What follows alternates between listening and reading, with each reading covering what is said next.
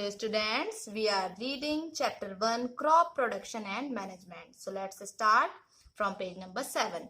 Irrigation का means होता है सिंचाई. Okay, so all living beings need water to live. Water is important for proper growth and development. Water is absorbed by the plant root. Along with water, minerals and fertilizers are also absorbed. Plants contain nearly 90% water. Water is essential because germination of seeds does not take place under dry conditions. Nutrients dissolved in water are transported to each part of the plant. Water also protects the crop from both frost and hot air currents. To maintain the moisture of the soil for healthy crop growth, fields have to be watered regularly. So, the supply of water to crops at regular intervals is called irrigation. Okay? तो जीवित रहने के लिए, जिंदा रहने के लिए सारे जो लिविंग बीइंग्स होते हैं उनको वाटर की जरूरत होती है. ठीक है.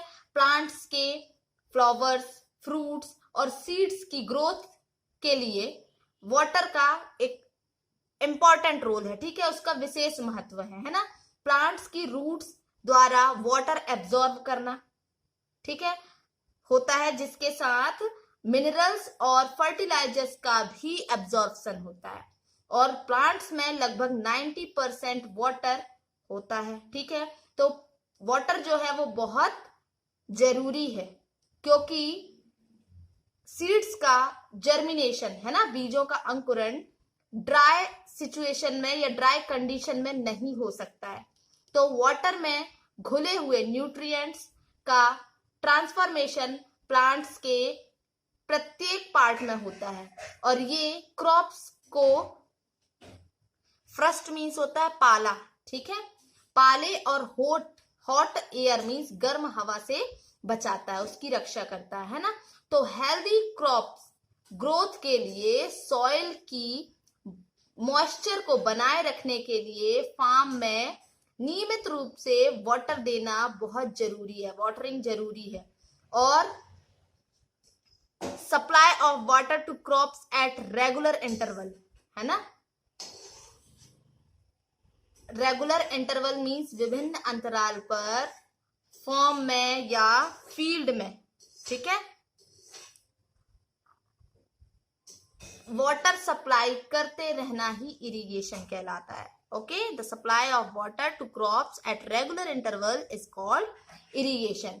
तो इरिगेशन का टाइम है ना, इरिगेशन का टाइम और फ्रीक्वेंसी क्रॉप, सॉइल और सीजन में भिन्न होता है, डिफरेंट होता है. ठीक है. समर सीजन में वाटर की जो फ्रीक्वेंसी होती है, वाटर देने की जो फ्रीक्वेंसी होती है वो ज्यादा होती है. आपको पता है गर्मी में पौधों को पानी की ज्यादा जरूरत होती है. और ऐसा क्यों है? क्या ये सॉइल और लीव्स से वाटर वेपर का जो रेट होता है, वाटर का इवेपोरेशन, जल का जो वाष्पन होता है, उसका रेट ज्यादा होने से हो सकता है? तो यहां देखें, फिर बूझो बोल रहा है कि मैं ज्यादा केयरफुल हूं, सतर्क हूं, है ना. इस साल पानी देते समय में ज्यादा सतर्क हूं क्योंकि पिछली गर्मियों में मेरे प्लांट जो थे वो सूख गए थे और मर गए थे. ठीक है. Dried up and dead. Okay. तो नाउ सोर्स ऑफ इरिगेशन.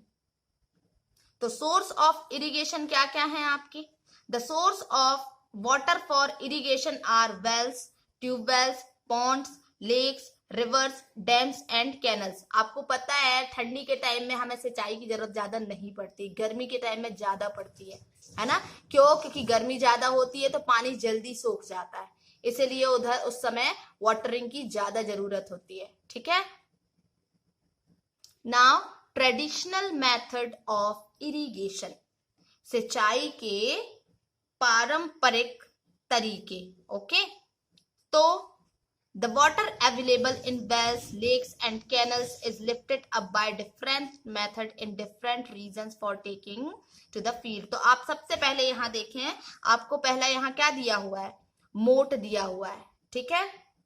तो मोट में देखें, आप जानते हैं कि कुओं, झीलों और नहरों मीन्स कैनल में उपलब्ध जो वाटर होता है उसको निकालकर खेतों तक पहुंचाने के तरीके अलग अलग रीजन में अलग अलग हैं। ठीक है, तो जो एनिमल्स होते हैं और जो लेबर होते हैं, है ना, इन मेथड्स को यूज किए जाते हैं। ठीक है, मवेशी और मजदूर इन विधियों में इस्तेमाल किए जाते हैं। ठीक है, तो ये आपके कम कॉस्ट के भी होते हैं, लेकिन ये कम एफिशिएंट होते हैं। ठीक है, तो बहुत सारे ऐसे पारंपरिक तरीके यहाँ पर आपको दिखाए गए हैं। तो सबसे पहला होता है आपका मोट। देखें मोट में क्या हो रहा है, वेल है, वेल से पानी निकालकर और फिर खेतों में दिया जा रहा है। ठीक है, ये है आपका मोट। सेकंड में आप देखेंगे कि चेन पंप। ठीक है, चेन पंप में क्या हो रहा है, चेन के द्वारा वाटर लिफ्ट किया जा रहा है और फिर खेतों में पहुंचाया जा रहा है। आप देख सकते हैं एक पाइप सी यहाँ पर ये चेन भी बनी हुई है और फिर ये लंबी पाइप सी दिख रही है, तो चेन से पानी खींचकर और वो पाइप के द्वारा खेतों में पहुंच रहा है। ठीक है, थर्ड आपका यहाँ ढेकली दिया हुआ है। ढेकली में देखिए क्या हो रहा है, इसमें भी वाटर वेल से निकाला जा रहा है, कुएं से निकाला जा रहा है, जो कि खेत के पास ही है ना, कुएं से निकाला जा रहा है और उसके बाद उसे खेतों में सिंचाई की जा रही है। ठीक है, नेक्स्ट दिया है आपको रहट। रहट में देखें क्या हो रहा है, एक पंप टाइप का यहाँ पर लगा हुआ है। ठीक है, पंप टाइप का लगा हुआ है और ये बैल जो है वो उसे खींच रहा है, तो वहां से पानी ऊपर की तरफ लिफ्ट हो रहा है, फिर उसको फिर खेतों में डाला जा रहा है। ठीक है, तो ये आपके ट्रेडिशनल मेथड है इरिगेशन के। ओके, नेक्स्ट है आपका मॉडर्न मेथड ऑफ इरिगेशन।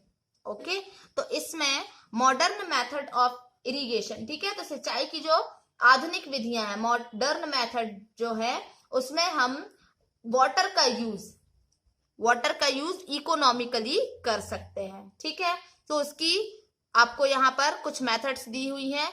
सबसे पहले तो देखें, आपको पहला दिया है आपको स्प्रिंकलर सिस्टम। ठीक है, स्प्रिंकलर सिस्टम में क्या हो रहा है कि वेल से पानी निकल रहा है, कुएं से पानी निकल रहा है मोटर के द्वारा, है ना, और ये देखें ये पाइप जो है पूरे खेतों में यहाँ बिछा दी गई हैं। ठीक है, और उसके बाद जब मोटर ऑन किया जाता है तो सारे खेत में स्प्रिंकल होकर पानी जाता है। ठीक है, आपने खेतों में देखा भी होगा। ओके, उन पाइप्स में ऊपर की तरफ नोजल लगा होता है ना, लाइक शावर आपने देखा होगा जिससे नहाते हैं, तो उस तरीके से पानी जाता है खेतों में पाइप के द्वारा, और वो नोजल्स जो होते हैं वो रोटेटिंग होते हैं। ओके, रोटेट करते हैं, चारों तरफ पानी जाता है। तो स्प्रिंकलर सिस्टम इरिगेशन जो है वो बहुत यूजफुल है लॉन के लिए, कॉफी प्लांटेशन के लिए और बहुत सारी क्रॉप्स के लिए। ओके, सेकंड है आपका ड्रिप सिस्टम।